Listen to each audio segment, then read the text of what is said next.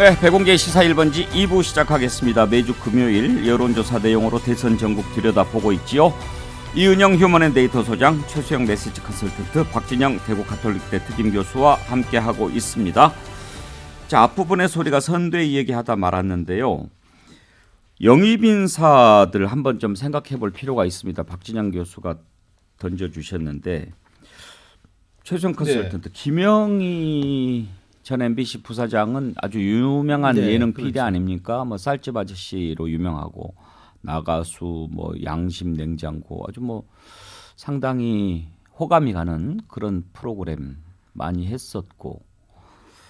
그런데 김영희 지금 이번에 그 홍보본부장 되신 분은 국민의힘에서 영입 시도를 했는데 안 됐잖아요.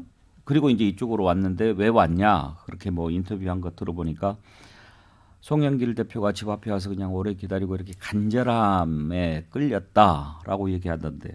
그리고 또 김윤이라고 아주 젊은 분인데 이분은 데이터 전문가. 이분은 국민의힘에 또 뭐 지원서까지 됐다고 해요. 이런 걸 보면서 뭐 이제 비난하려고 하는 건 아니고 영입한다. 그러면은 간다. 이분들에게는 여야 이런 경계나 구분이 없다는 얘기인가? 저는 여기서 본질적으로 하나 문제를 제기하고 싶은 게 양쪽이 명망가형들을 이제 영입하는데 과연 그분들이 그러면 세대 대표성을 갖고 있고 직능 대표성을 갖고 있는가? 물론 이제 홍보본부장은 좀 다르겠지만 김윤희 씨 같은 경우에는 2030을 과연 직접 소통하면서 그 세대를 대표할까? 저는 잘못하면은 2030의 사람들이 자리만 탐하는 것으로 비춰질 수도 있는 그런 것들도 있고, 그다음에 분명한 거는 뭐 박수영 의원이 그런 얘기를 했잖아요. 하버드대 동문이기 때문에 자기는 안다. 자기한테 이력서 들고 왔는데 이러다 보니까 절로 간 거다라고 얘기했는데 뭐 사실 여부가 부인을 안 하니까 맞는 것 같은데, 그렇다면 저는 굉장히 왜곡된 인식을 줄 수 있다. 지금 양당 공이 여성, 중도, 그다음에 청년을 지금 소구하는 건 맞는데, 그렇다면 이게 뭐 당사자주의로 가는 게 온당한 건지 저는 이런 걸 한번 되묻고 싶고요. 그리고 우리 속담에도 아무리 급해도 바늘 허리에 메어서 실을 메어서 못 쓰잖아요. 그러면 이런 저는 이제 좀 전에 말씀드렸던 그런 이제 1호 영입부터 실패 이런 것들 저는 조급증의 발로라고 보는 겁니다. 무조건 뭐 이름만 있고 이렇게 신선하다고 명망가를 포진하는 건 온당하지 않고, 그리고 저는 김영희 그 PD가 훌륭하신 분이지만 그것이 벌써 저는 20년 전, 30년 전 트렌드, 우리 사회가 문화 트렌드의 초기에 이제 그분이 굉장한 영향력을 행사했고 유명작을 많이 만드신 분이지만 과연 지금의 AI 시대에 그런 어떤 문화적 선도 프로를 그러니까 문화적 선도 트렌드를 이끌어가는 그런 선거 캠페인을 짤 수 있을까? 저는 영향이 있으니까 양당 영입하려고 했다고 생각합니다만, 그런 점에서 공이 저는 그 양당의 조급증과 혹시 명망가 중심, 그다음에 당사자주의 이런 것들이 저는 오히려 캠페인의 영향과 본질을 좀 떨어뜨릴 수도 있다라는 우려를 합니다, 사실. 정당이란 뭔가, 정치란 무엇인가. 요즘에 영입인사들이 여야 구분 없이 이렇게 간절하다고 가고 이런 걸 보면서 그런 생각 좀 하게 됐어요. 이은영 소장께서는 어떻게 생각하세요? 저도 이게 지금 말씀하신 것처럼 이제 코드 자체가 바뀌었어요. 문화 코드나 정치 코드나 다 바뀌었고, 그래서 그런 것들을 읽어야 되는데 지금 지도부가 그걸 못 읽고 있는 거 아닌가 그런 생각이 들고요. 특히 그 지금 지난주에 이제 그 2030 좌담회를 했는데 FGI 조사를 했는데 상당히 좀 절박하게 다들 처해 있더라고요. 기본적인 상황이. 그러니까 그런 것들을 감안할 때 이런 영입 인사들의 모습은 나하고 전혀 다른 얘기 그렇게 들려질 것 같습니다. 예, 2030 얘기 나왔으니까 지금 2030 표심이 매우 궁금하지 않습니까? 그것을 좀 가늠해 볼 수 있는 여론조사가 있습니까? 지금 이제 전체적으로 나왔던 조사들 다 보면은 2030이 좀 낮아요. 두 후보다 20%대 초반입니다. 그런데 이제 당선 가능성으로 물어보면 이재명 후보에 대한 20대, 30대들의 당선 가능성이 상당히 올라가요. 그래서 지금 이제 앞으로 남은 시간이 많이 남아 있기 때문에 이 계층에 대한 그런 접근을 좀 잘 해나간다면 충분히 이재명 후보 이제 그 지지를 올릴 수 있는, 뭐 윤석열 후보도 마찬가지고요. 올릴 수 있는 그런 가능성은 있는데, 특히 그 투표 결정 시기와 관련해서 예전에는 보통 한 일주일 전에 그 투표 표심을 결정한다 내지는 3일 전에 결정한다 이런 속설들이 있었거든요.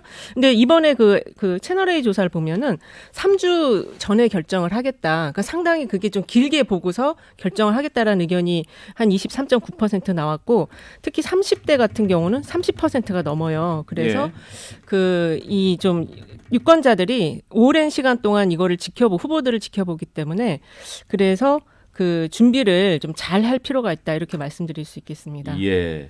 2030 관련된 것 박진영 교수는 어떻게 분석하시나요? 이제 접근 방식이 금방 최수영 평론가 말씀하신 것처럼 과도한 당사자주의는 오히려 역효과가 납니다.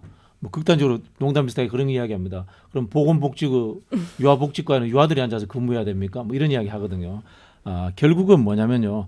청년을 한 명 유명한 경력 관리가 예쁘게 된 청년 한 명 데려다 놓으면은 그 청년이 그저 높은 자리에 오는 순간 자체가 다른 청년들은 또 불공정하게 느낄 수 있습니다.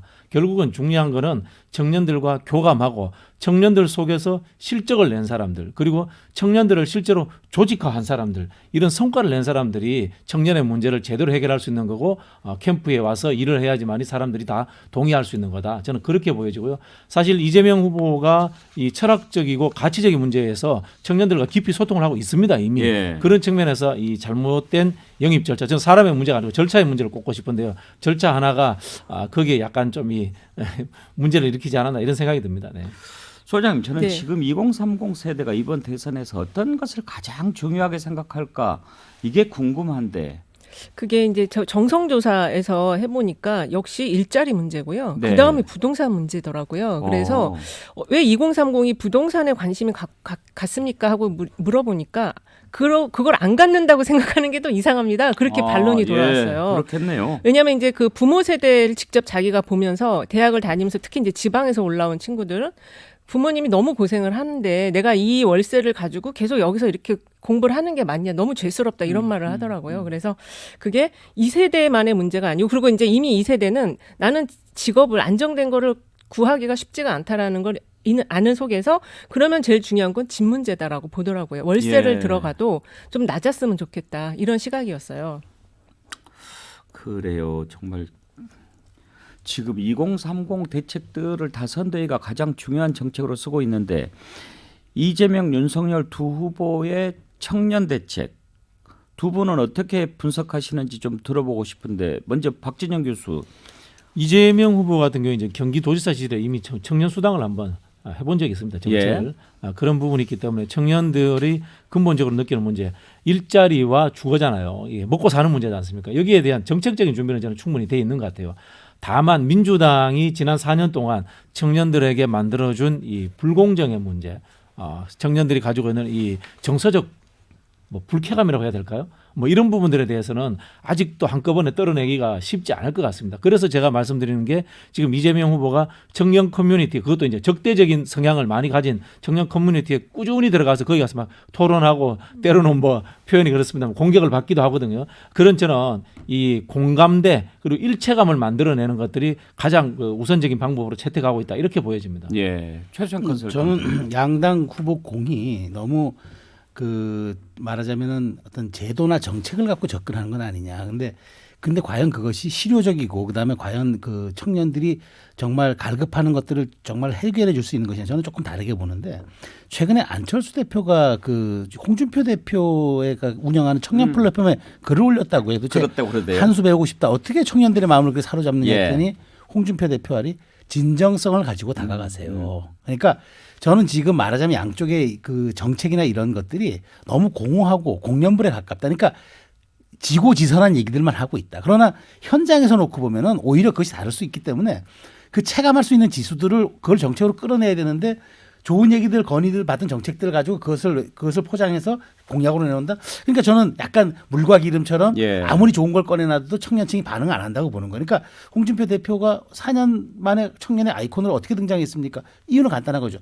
그 속으로 들어가 본 거죠. 우리가 하방한다 하는데 과거 이제 제정 러시아 시대 때 그때 이제 정말 그 국민 속으로 든 나로드니크 운동이 그때 한참 예. 유행했던 적이 있었는데 저는 지금 청년 속으로 들어가는 게 맞다고 봐요. 그러니까 지금 캠페인 방향을 그런 식으로 좀 전환하는 게 맞다고 저는 생각합니다. 사실 안철수 대표는 청춘 콘서트 하면서 청년들의 어떤 아이돌 같은 그런 그렇죠. 네. 존재였잖아요. 그런 분이 홍준표 대표한테 청년 문제 관련해서 한 수 가르쳐 주세요라고 물어봤다면 그건 좀 약간 아이러니한데 그렇죠. 사실은 뭐 청년 문제 한 수 배우고 싶다는 것보다도 우리 친하게 지냅시다 뭐 그렇죠. 그런 메시지. 우회적인 그 청년을 매개로 우리 좀 잘 지내보고 저 좀 도와주십시오라고 한 것 같은데, 근데 의외로 홍준표 대표가 아주 그렇게 우호적 반응을 한 거예요. 지난번에도 이번 대선 찍을 사람 없어요 하니까 착한 사람 찾아보세요. 뭐 이렇게 했다는 예. 거나 지금 진정성을 가지고 찾아보세요 하고, 또 안철수 대표 어떻게 평가하냐니까 굿프렌드 이렇게 또 얘기를 했다고 그러더라고요.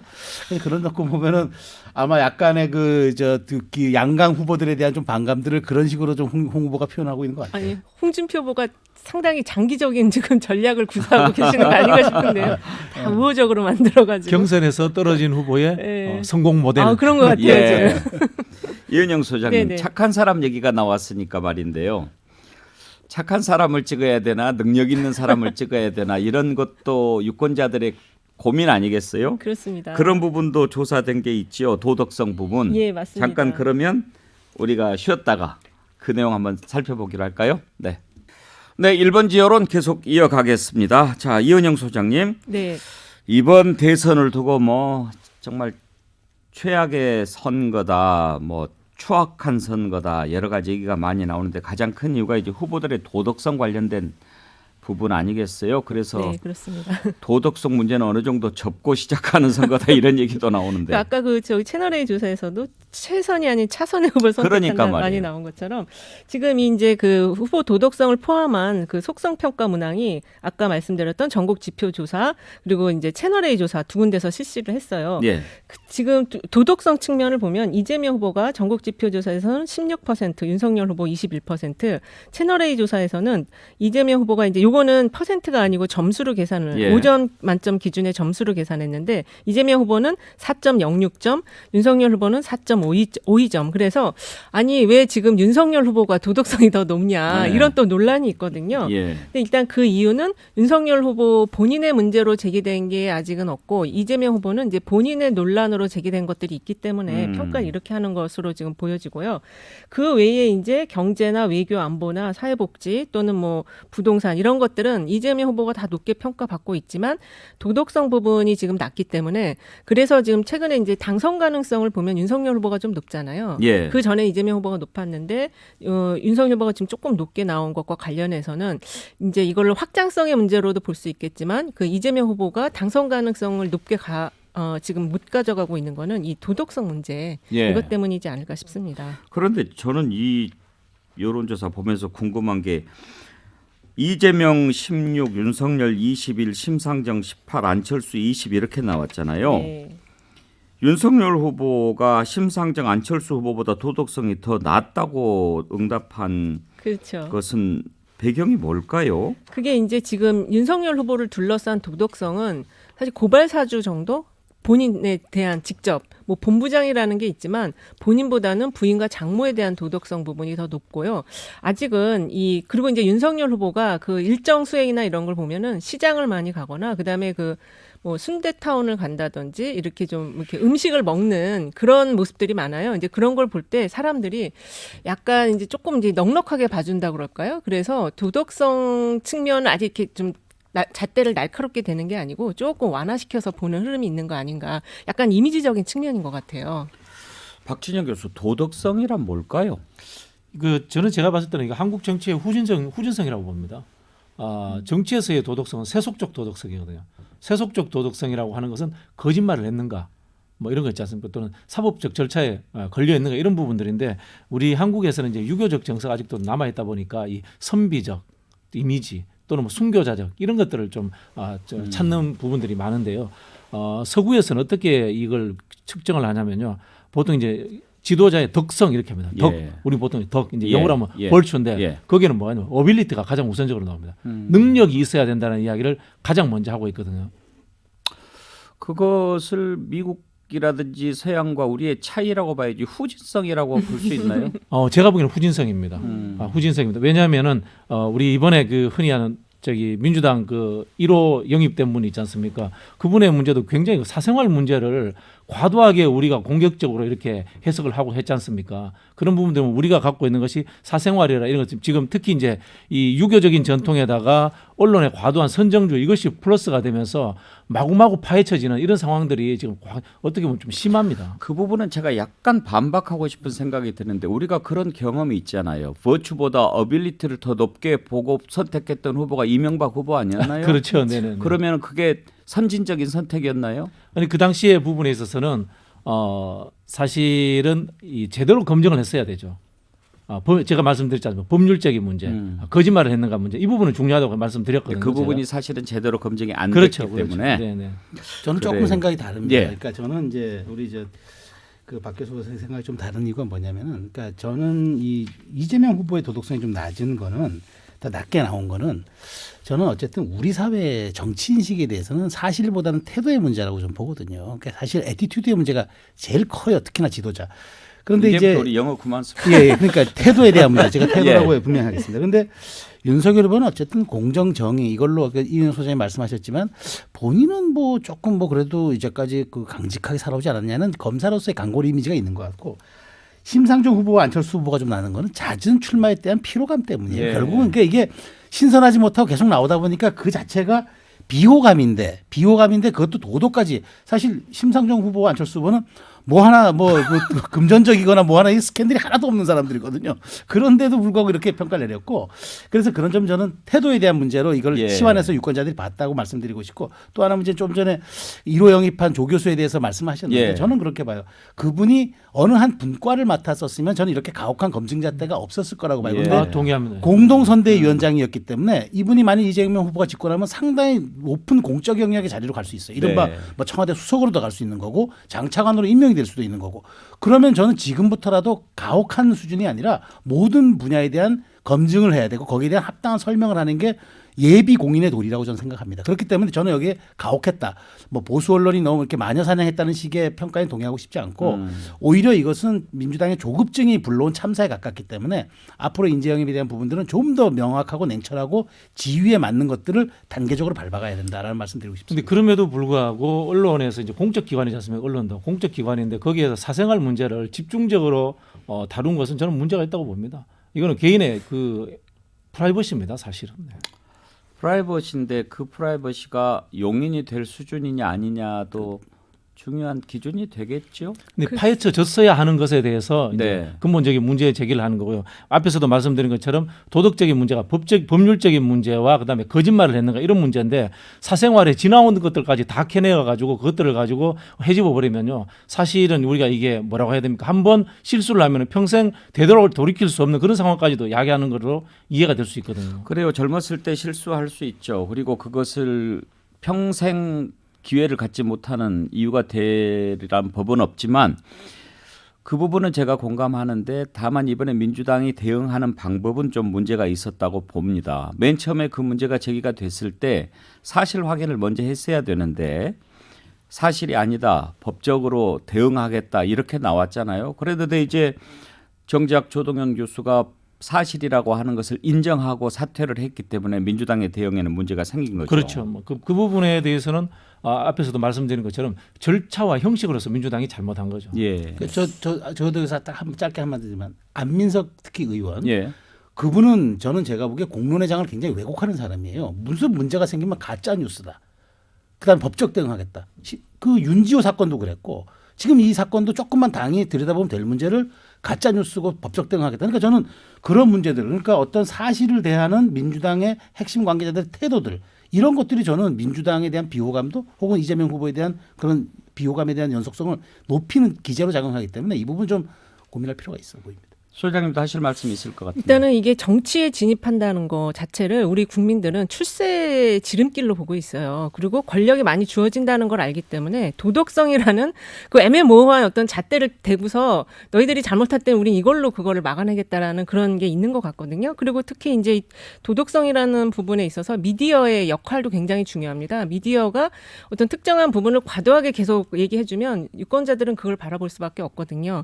다만 여기서 2030이 그 보는 미디어가 좀 달라졌고 2030이 그 생각하는 도덕성의 기준이 좀 달라졌어요. 그래서 뭐 이혼이라든지 개인사 문제는 그렇게 중요하게 안 보는 게 지금 트렌드기도 하다. 그래서 어쨌든 여러분 그런 측면이 있다라고 좀 볼 수 있을 것 같습니다. 아까 우리 박진영 교수가 선진적, 후진적 이런 표현을 쓰셨는데 프라이버시에 대해서 덜 관심을 갖는 것은 서구형에 가깝죠? 근데 서구에 가깝죠. 네. 예.